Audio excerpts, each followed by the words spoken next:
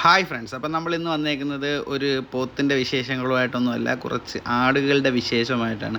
അപ്പോൾ ആടുകളെ കാണുമ്പോഴത്തേക്കും നിങ്ങൾ വിചാരിക്കുന്ന സ്ഥലം തന്നെ ഇതിപ്പോൾ ഇവരെ കസാപ്പ് ചെയ്യാൻ കൊണ്ടുവന്നത് തന്നെയാണ്. അപ്പോൾ ഇവിടെ ഒരു വലിയൊരാൾ നിൽപ്പുണ്ട്, നമുക്ക് അയാളെ ഒന്ന് കണ്ടിട്ട് വരാം. അപ്പോൾ ഏകദേശം ഒരു 30 കിലോ മുതൽ മുകളോട്ട് 30-40 ഇടയ്ക്ക് മീറ്റ് കിട്ടുമെന്ന് പ്രതീക്ഷിക്കുന്ന ഒരു മുട്ടനാടാണിത്. ഇതുപോലുള്ള വലിയ ആടുകളും ഉണ്ട്, പിന്നെ തീരെ ചെറിയ 10 കിലോ 20 കിലോ അങ്ങനെ കിട്ടുന്ന ചെറിയ ആടുകളും ഉണ്ട്.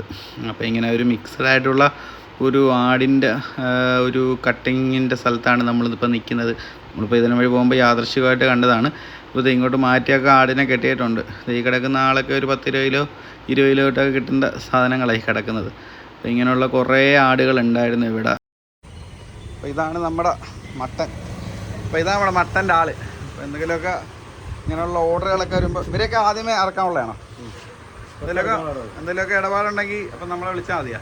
പിന്നെ എത്ര കിലോ മട്ടൻ വേണമെങ്കിലും കൊടുക്കുക? പിന്നെ 2000 ഇതിപ്പോൾ എത്ര കിലോത്തിൻ്റെ ഓർഡർ ആയത്? 500 കിലോ.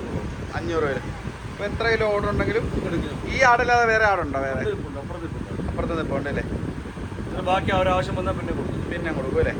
അപ്പോൾ എന്തെങ്കിലുമൊക്കെ ആവശ്യം ഉണ്ടെങ്കിൽ എനിക്കായി വിളിച്ചാൽ മതി. ഓക്കെ. അപ്പോൾ നമ്മുടെ ബിരിയാണിക്ക് വേണ്ടിയിട്ടാണ് ഇവർ കട്ട് ചെയ്യുന്നത്. അപ്പോൾ കുറച്ച് പേര് അപ്പുറത്ത് ആടിനെ പൊളിക്കുന്നുണ്ട്, കുറച്ച് പേര് ഇവിടെ അത് വലിയ പീസുകളാക്കുന്നുണ്ട്. ഇതുണ്ടാക്കിങ്ങനെ വലിയ പീസാക്കി അതൊന്ന് കൊഴുപ്പുകളൊക്കെ ചെത്തി മാറ്റി അത്യാവശ്യം ഇറച്ചി നല്ല വൃത്തിയാക്കിയിട്ട് ഇപ്പുറത്തോട്ട് കൊടുക്കും. ഇപ്പുറത്ത് വയ്ക്കുന്ന ആളത് കറക്റ്റ് ബിരിയാണി കട്ടിൻ്റെ രീതിയിൽ കട്ട് ചെയ്തെടുത്തിട്ടാണ് സംഭവം ചെയ്യുന്നത്. അപ്പോൾ ഇങ്ങനെ വലിയ ഓർഡറുകളൊക്കെ ഉണ്ടെങ്കിൽ ഷിഹാബിക്കായി വിളിക്കുക. നമ്പർ ഞാൻ ഡിസ്ക്രിപ്ഷനിൽ കൊടുത്തേക്കാം.